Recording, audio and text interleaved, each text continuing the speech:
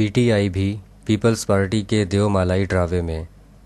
Column نگار Syed Sardar Ahmed Pirzada, the first blind journalist of Pakistan, A P N S best Urdu column award holder, روزنامہ نئی بات، مورخہ 17 April 2019۔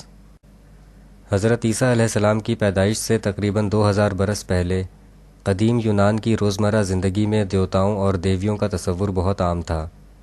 ان دیوتاؤں اور دیویوں کے آغاز کی حقیقت کوئی نہیں جانتا تھا، لیکن زبانی قصے کہانیوں اور زبانی لٹریری نظموں کے ذریعے سینکڑوں برس کا سفر کرنے کے بعد ان کے تصور سے پرانے یونان کا ہر باشندہ اچھی طرح واقف تھا۔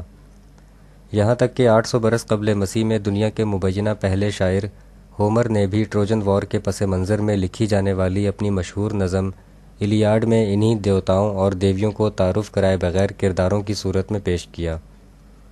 ہومر نے دیوتا یا دیوی کا نام ہی لکھ دینا اس لیے کافی سمجھا کیونکہ اس کے خیال میں ان دیوتاؤں اور دیویوں کے پس منظر کے بارے میں تمام لوگ بخوبی جانتے تھے۔ ان یونانی دیوتاؤں اور دیویوں کی مشہوری کے اثرات اب بھی مغرب میں دیکھے جا سکتے ہیں۔ مثلاً یونان کی ایک دیومالائی روایت میں خواتین کا ایمیزون نامی ایک جنگجو قبیلہ موجود تھا۔ آج کل ایمیزون کے نام سے بہت ہی مشہور کاروباری ادارہ موجود ہے۔ اسی طرح ٹروجن وار قدیم یونان کی ایک اہم دیومالائی کہانی تھی۔ آج کل ٹروجن کے نام سے خطرناک کمپیوٹر وائرس عام ہے۔ پرانے یونان کی ان روایات کو ہماری سیاست میں بھی کچھ سیاسی جماعتوں نے اپنایا ہے۔ حقیقت کچھ بھی ہو، لیکن یہ سیاسی جماعتیں اپنی سیاسی جماعت اور سیاسی کلچر کو دیومالائی کہانیوں کی طرح ہی پیش کرتی ہیں۔ ان جماعتوں میں عوامی نیشنل پارٹی اور پاکستان پیپلز پارٹی نمایاں رہی ہیں۔ وقت گزرنے کے ساتھ اے این پی کے لیے خدائی خدمتگار، سرخ پوش اور باچا خان جیسے دیومالائی نعرے مدھم پڑ گئے، لیکن Pakistan peoples party Bhutto family کی قربانیوں کی مشہوری، سندھ کی مظلومیت اور جمہوریت کے نام پر حکمرانی جیسے دیومالائی نعروں کو اب بھی اچھی طرح مارکیٹ کر رہی ہے۔ اس کے لیے وہ اپنی ان پروڈکٹس کے حق میں پروپیگنڈا، شور شرابہ اور ڈراوے جیسے ٹولز استعمال کرتی ہے۔ مثلاً سندھ کے لوگوں کی مظلومیت کے نام پر حکومت حاصل کرنا اور وفاق سے فنڈز حاصل کرنا پیپلز پارٹی کا پرانا طریقہ کار ہے۔ اس معاملے پر اگر ہم غور کریں تو پیپلز پارٹی نے ہی سندھ پر عموماً حکومت کی ہے، لیکن سندھ کی مظلومیت میں کوئی فرق نہیں پڑا۔ مزید یہ کہ سندھ کے نام پر وفاق سے حاصل کیے جانے والے فنڈز کا استعمال بھی اندرون سندھ کہیں نظر نہیں آتا۔ سندھ کی تقسیم کے نام پر پیپلز پارٹی کٹ مرنے کا ڈراوا دیتی ہے، لیکن متضاد رویے کی شکل میں پنجاب کو 2 حصوں میں تقسیم کرنے کی حامی ہے۔ ایم کیو ایم کی طرف سے شہری اور دیہی سندھ کے کوٹا سسٹم پر اعتراضات کے جواب میں پیپلز پارٹی دلائل کی بجائے خطرناک ہو جاتی ہے۔ اس کی حالیہ مثال ایم کیو ایم کے خالد مقبول صدیقی کے تازہ بیان پر پیپلز پارٹی کا شدید غصے والا رد عمل ہے۔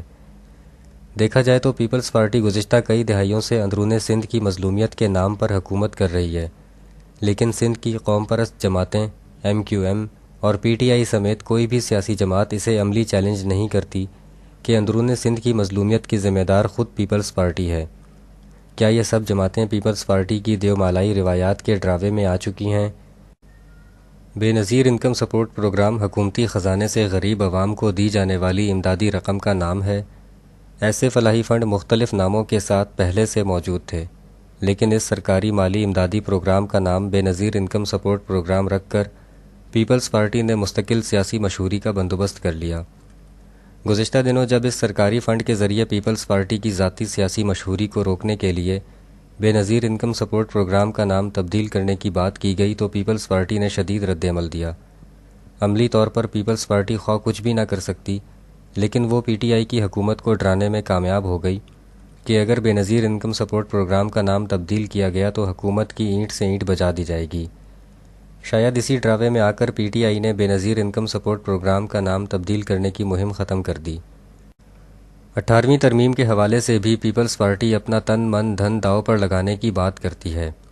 18ویں ترمیم ملک یا جمہوریت کے حق میں کتنی بہتر ہے یہ ایک علیحدہ بات ہے، لیکن پیپلز پارٹی کے لیے بہت اہم ہے، کیونکہ اس طرح ان کا سندھ کے اداروں، سندھ کے مالی وسائل اور سندھ کی بیوروکریسی پر براہ راست کنٹرول رہے گا۔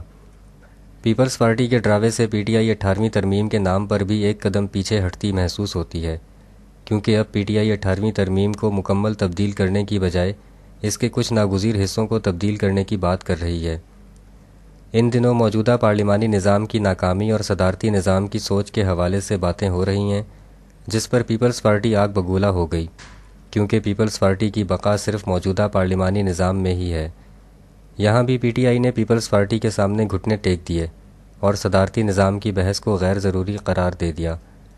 ہمارے دیہاتوں میں کسان اپنی فصلوں کو چرند پرند سے بچانے کے لیے ایک روایتی طریقہ استعمال کرتے ہیں، وہ یہ کہ دن یا رات کے کسی پہر کسانوں کو جب یہ محسوس ہوتا ہے کہ چرند پرند ان کی فصلوں میں گھس گئے ہیں تو کھیت کے کنارے اکٹھے ہو کر زور زور سے ڈھول بجایا جاتا ہے یا لوہے اور تانبے کے برتنوں پر چمچے مار کر شور پیدا کیا جاتا ہے۔ اس شور و غل سے چرند پرند ڈر کر بھاگ جاتے ہیں، حالانکہ کسان نہ تو ان کا پیچھا کرتے ہیں اور نہ ہی انہیں مارتے ہیں، بلکہ صرف شور شرابے سے ہی اپنا مقصد حاصل کر لیتے ہیں۔ جس طرح پرانے یونان کے لوگ اپنی دیومالائی کہانیوں کے ڈراوے کے ذریعے اپنے مقاصد حاصل کرتے تھے، ویسے ہی پیپلز پارٹی اپنے سیاسی نعروں کی دیومالائی روایات کا شور شرابہ برپا کر کے سیاست میں کامیابیاں حاصل کرتی ہے۔ لگتا ہے کہ بے نظیر انکم سپورٹ پروگرام کے نام کی تبدیلی سے دستبرداری، 18ویں ترمیم کے بارے میں ایک قدم پیچھے ہٹنا اور صدارتی نظام کی بحث کو غیر ضروری قرار دینے سے پی ٹی آئی بھی پیپلز پارٹی کی دیومالائی روایات کے ڈراوے میں آ گئی ہے۔ شکریہ، دی اینڈ۔